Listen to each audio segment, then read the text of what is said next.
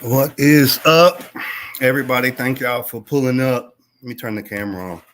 So yeah, real quick, we got a good premiere tonight, a good live stream. I appreciate everybody who in here. Silver in here, Cicla Aquarius, Silver Creek, Mexicali, Stella. It's up. So what I'm doing is something different. Shout out to the homie for the idea. I'm gonna do a premiere, but I'm going to do it with live commentary for y'all. So y'all can ask questions. Please interact. Do what you do. But just a little backstory before I go into it. I was able to link up with one of my homies. He's also a criadero. That's Spanish for breeder. So we linked up, took a tour of the facility. He's also got a huge presence on YouTube. Real cool cat. Javier, shout out to you, Criadero, bettas, y Goldfish, RD. So without further ado, let me pull this up because I can't wait to show y'all. So give me a second. And we'll dive right in.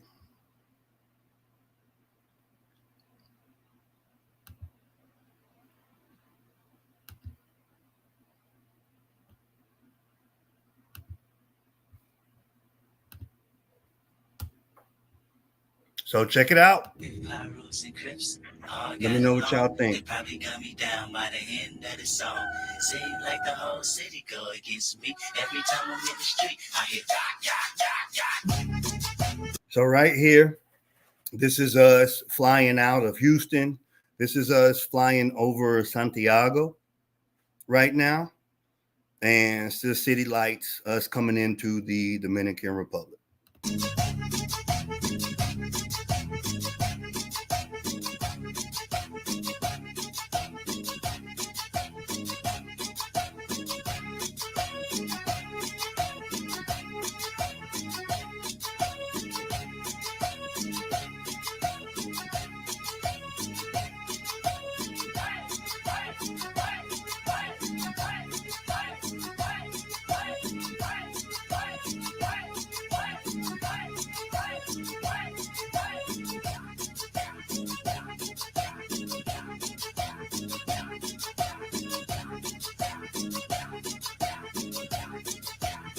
So right here, what you guys are seeing is us actually going into, it's called La Tamarindo de Santiago or Santo Domingo, East Santo Domingo. So this is us going through, getting ready to go check out Javier's facility.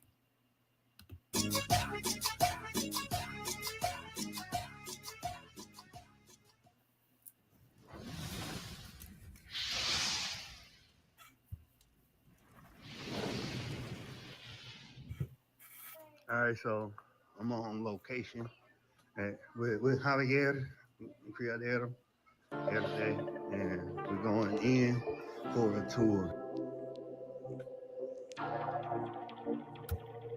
So right quick, before we go into it, this is a project that he's working on. And if you guys follow his channel, he's doing an expansion. He's getting ready to put an indoor fish room. So right when I go in, you can see it's under construction. He's got a few things on display.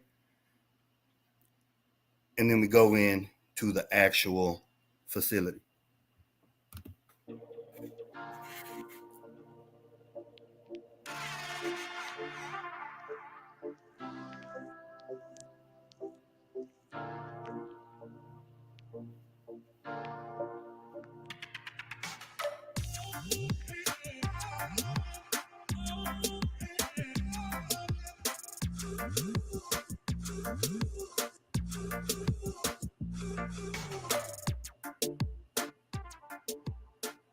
They say these iPhones are waterproof. Oh boy, I'm about to find out.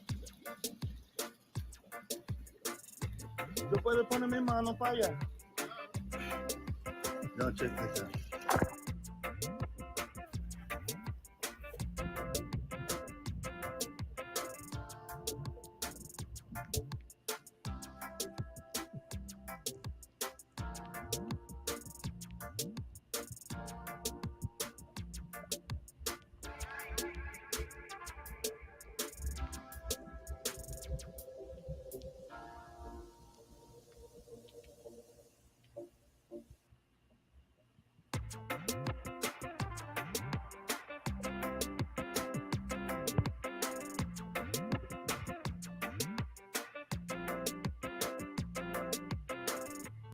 So right there, what you guys were looking at, he's doing something really cool, really unique. And I was really happy to be able to film this because the proof is always in the pudding. You can see he's running some fancy, very, very large goldfish, some lion heads, some Mirandas. There's some pearl scales in there. And he's running them with tetras.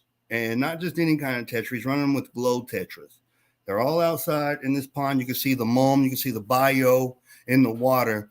I really, as you guys watch this, pay attention to how ergonomic this is. And this is integrated aquascaping, but on a larger scale. Everything here is integrated. And I really love how it's low key, it's low impact, but he produces some very, very high quality specimens of fish.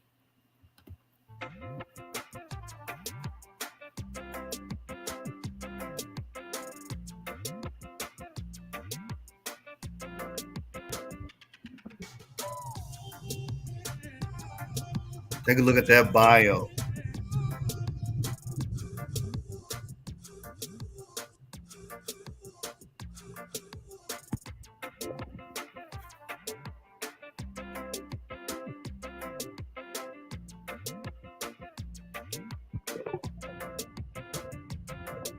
Look at all that infusoria in that water.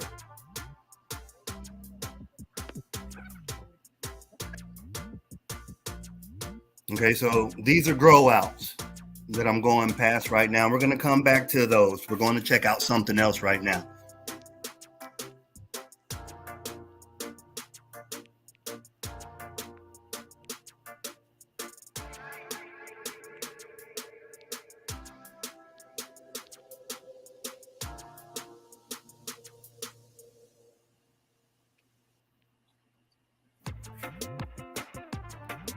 All right, check this out. So I wasn't just filming random stuff. I wanted to take a look at technique, implementation, like what they doing, how they doing it. So this piece of PVC pipe is really nothing more than a splitter. He's got it over there to where the holes are poked in, you got surface agitation, and it's also created a biofilter of sorts. So when I pan over here to a second, you're going to actually see, I'm going to stop it again. You can take a look at it and see how he has it set up. It's actually feeding 2 ponds, but the way he has it set up is kind of ingenious. He just put that extender right there and let it roll. Y'all take a look. Check it out. See the holes drilled in on the end? Now watch this reduction. I'm going to stop it one more time.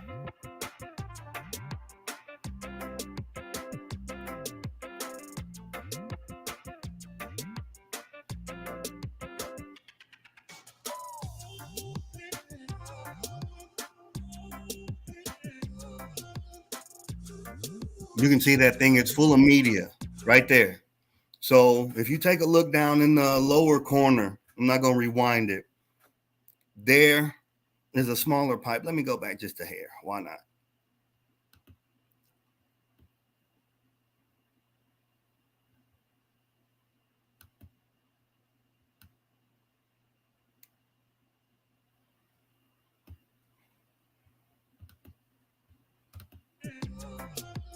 Okay, so check it out one more time. I'm going to try to stop it in time this time. You can see in the lower corner right there, it's a smaller pipe feeding into the larger one. And it's biomedia all inside that pipe. The water is also leaking down into this pond right here from the same source.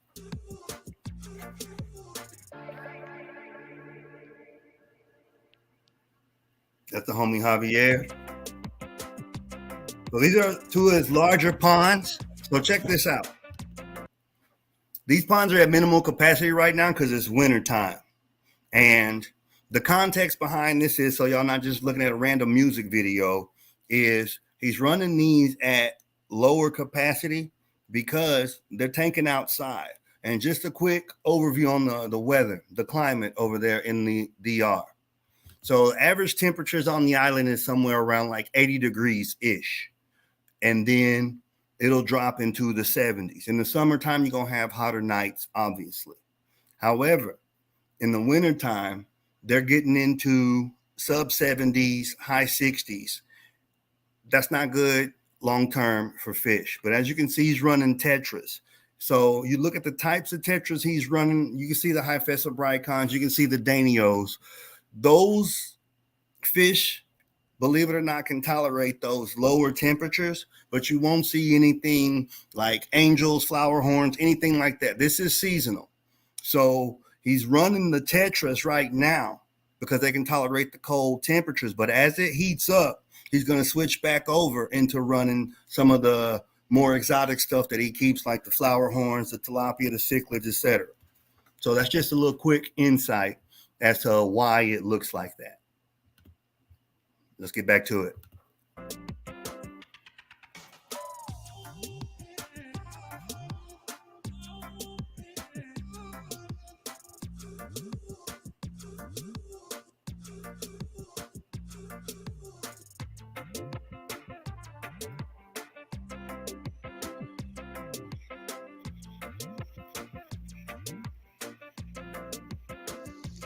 This is spring fed and it's running all day.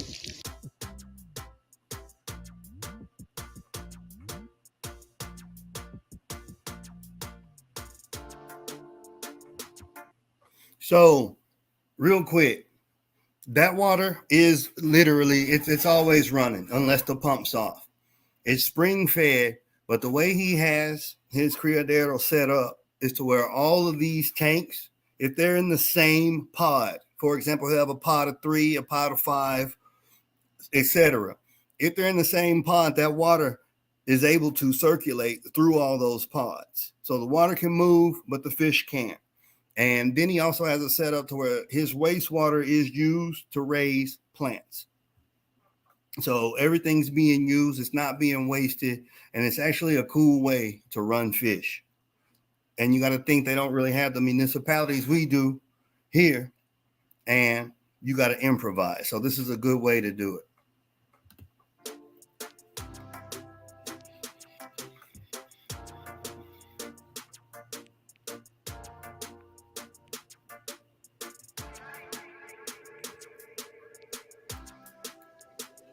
Look, the placat beta. Okay,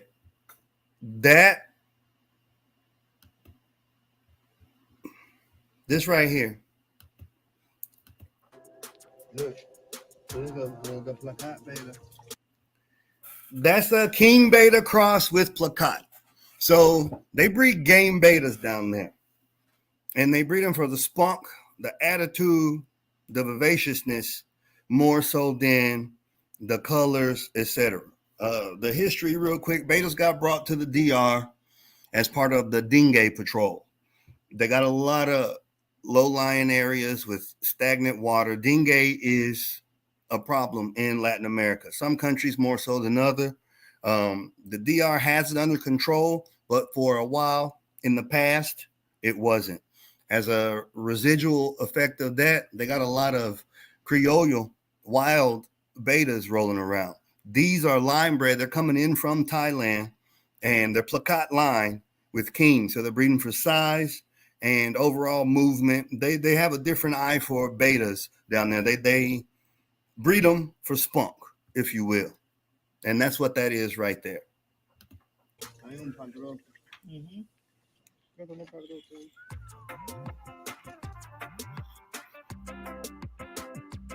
You see, they're all loaded with mosquito larvae. So check this out. This right here, if y'all can see the mouse, apple snail, another invasive. They're all over the place. There's another genius move of Javier. He's a criadero. He's a breeder.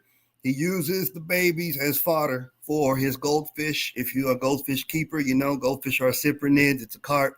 They eat snails. They love snails. So these things breed like rats. The babies make excellent forage, and they also serve their purpose in the ponds as well. So it's a way of him getting invasives out of the ecosystem naturally and putting them to use. Once they're there, they ain't getting out.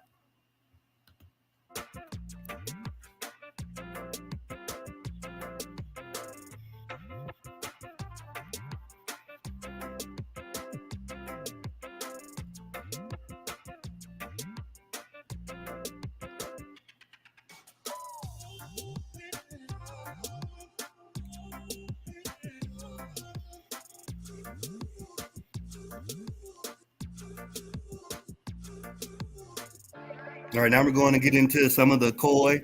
These are some young juvenile longfin that you're about to see here in a second. You can see the big homie in the back. We'll save him.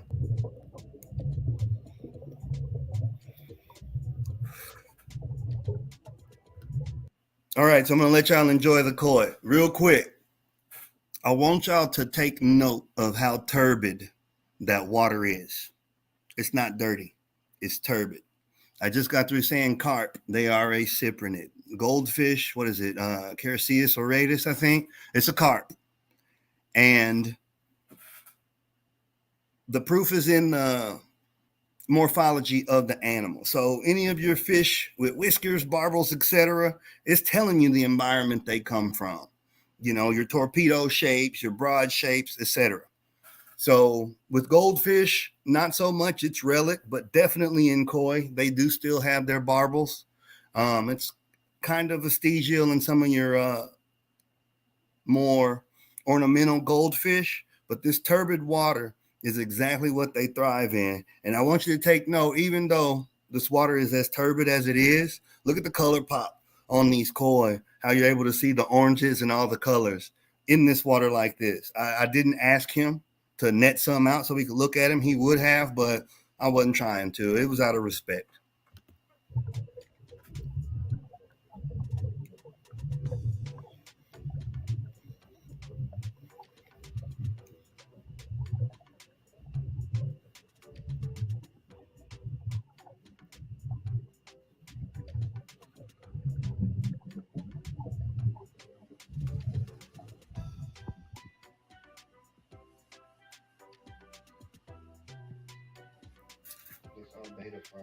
Okay, so this, we'll give a little context. The teardrops are beta fry. All the little black dots, those are beta fry. And it's really ingenious.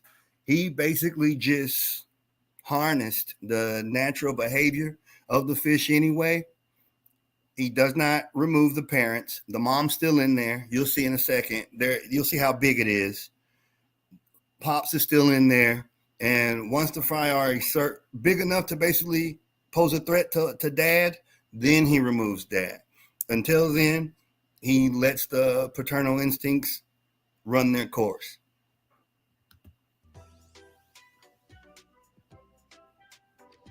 You can see how big that thing is. Excuse the pole there. I have my hand in it. You see the botanicals in there? So this part, so real quick, you'll notice he has netting everywhere. And I know how to film. I'm not stupid.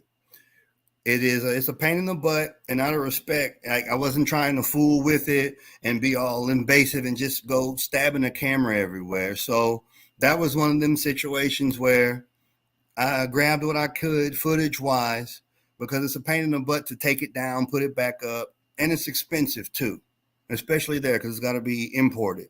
So that's the whole premise behind this shot. What I wanted y'all to see is what you're looking at now, which is all those jelly beans down there in that pond. Just look how lovely, and look at the vibrance in the color. It'll focus here in a second. Just be patient. There you go. Look at that color. Look at that color. And these are tetras.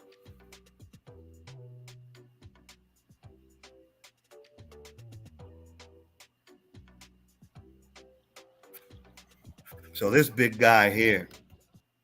So this is Javier. He was hand feeding. That's his pet. That's the giant. That's a giant gourami, or white. I don't know how old he is. I don't remember, but he's been a resident on the channel for quite some time. And this is a chance for y'all to get to see Javier hand feeding him. He didn't want to come up to the camera when I was getting the underwater shot, so we took out some food to kind of bribe him, so we could at least get him on camera good. He's really shy. But he was hand feeding. Look at him. You'll see in a second. I'll pan back to it. I want y'all to look at these koi. There he is.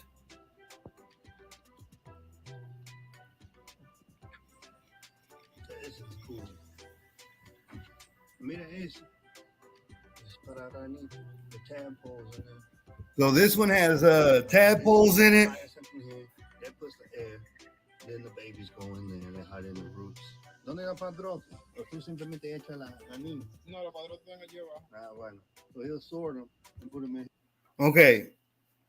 So you can see he's running water hyacinth in every one of his grow outs. Now we're getting into the section where we go into the grow outs.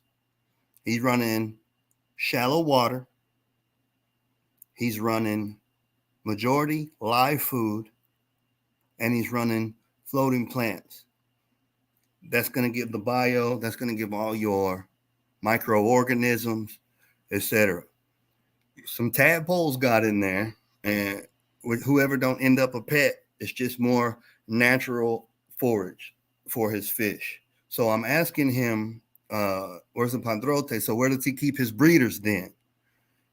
And he's telling me that based on what color, what clutch, they go into a larger pond, and I'm going to get into that here in a second after we get through taking a look at some of his babies. Here, these are grow outs, so they can grow out and then you put them in there when they get bigger. All right, now we're going to go check out the Vaya. Ah, bueno.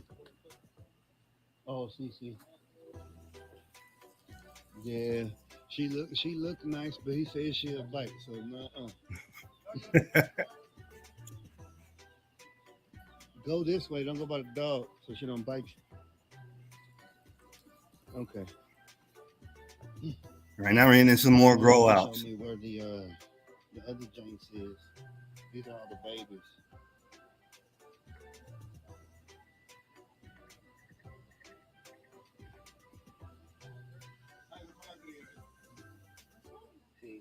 We'll take a look at these. I'm gonna get closer here in a second, but look, they already coloring up. So you see these just hand in December. After February, you're gonna put them in the big one. This is from December. These babies. So a little context. I just got back stateside.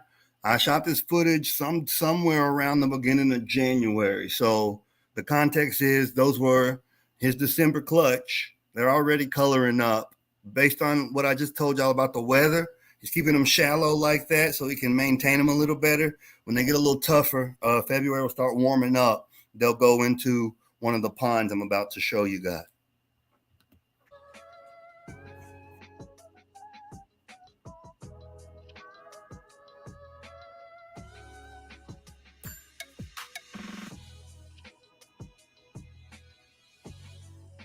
Look at that color, though.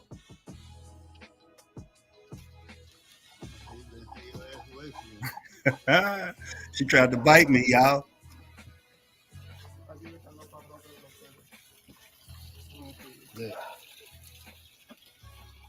Okay, so he was telling me right now, here is where he keeps the breeders of his regular, the fantail goldfish. I say regular because what he got a fantail is just normal. So these are some of his common fancy fantail breeders in here, and he also has some tetra breeders in here as well, the Hafesabrican type. So the skirt tetra in here as well, and he's gonna feed them up. You guys take a look.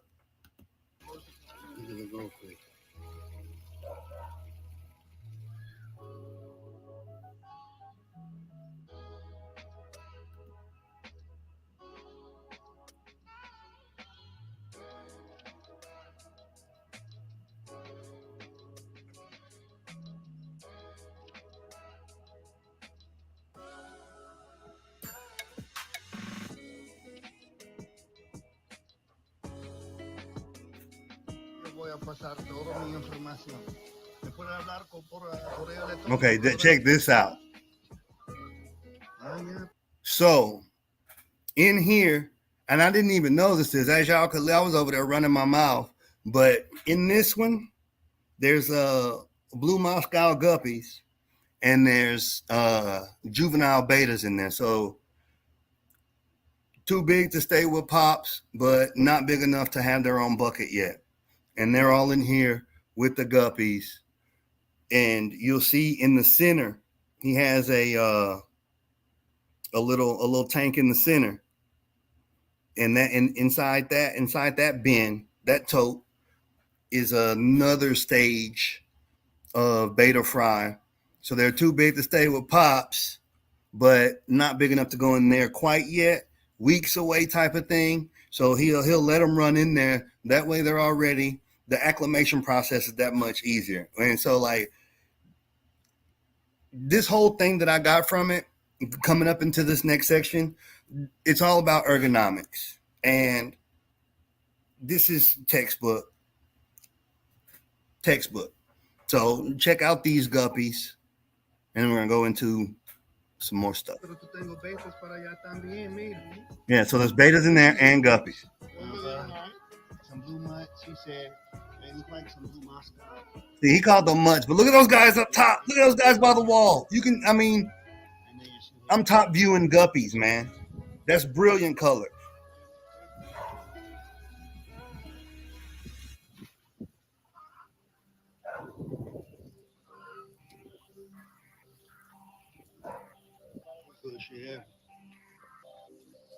It's another grow out. Check this out. Okay, check this out. So, for all you health food people out there, you know, eating herbs and watching Instagram posts, this is Tahitian noni. And I asked Javier, but it's all over the island. It's not native. It's Creole. It's wild, but it grows everywhere, and they eat it too.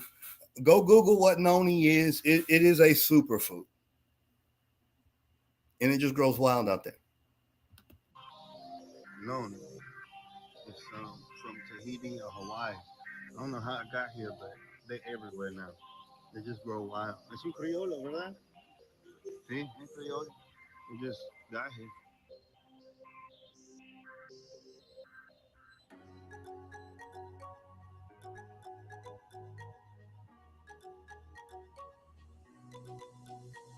Hanging out in the little reception area where he's building this. So check this out. This is the what's going to be the fish room. Right here.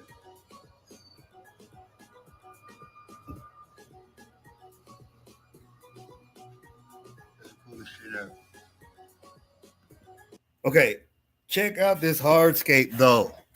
So that was the first thing I looked at when I went in there. I just got stuck looking at the stick, and he was like, "Come on, man, come look at the fish." And I was looking at the stick. He said he went and got that like in the field somewhere, washed it off and threw it in there. And I was like, "Are you serious?" But I don't know. I'm pretty sure everybody that's over here like would pay money for that thing. I'm more than sure. This is gonna be it's an up and coming project. Hermano, ya. Le voy a poner un vaina. Oye, muchísimas gracias. Gracias a todo. Oh shit. My thing broke, but it's all good. We're doing this vigilante style. Straight from the barrio, Santo Domingo. ¿Dónde estamos? Ahora mismo. Santo Domingo Este, Tamarindo. Es un fruto. ¿Ya? Riquísimo entonces. Yeah, muchísimas gracias, hermano. Okay, so we're going back home. We drove 3 hours down here, and that was epic. So, real quick, we leaving the body, and y'all gotta understand, like, it just be different in the world, you know. So, y'all want to do some jets, all that good fun stuff, let me know. I guess I'll see y'all in a minute. I don't know, this video is all over.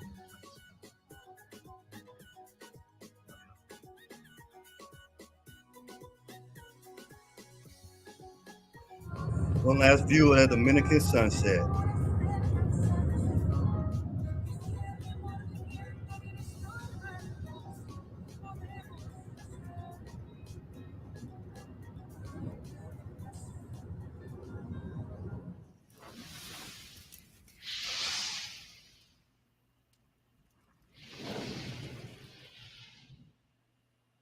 All right. Let me turn that off. So that was that was a fun trip.